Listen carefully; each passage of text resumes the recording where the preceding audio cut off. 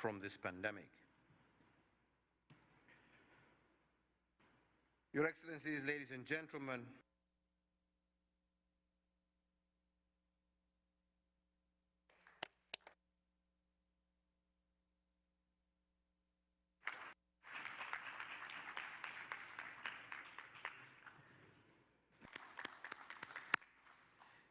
when COVAX was put together, it was to guarantee fair, equitable access to vaccines for every country in the world.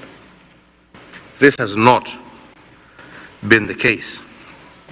As we speak today, over 80% of those in the developed countries have been administered with at least 2 doses, and now they tell us of booster doses for a third jab, while many in our countries have yet to receive their first.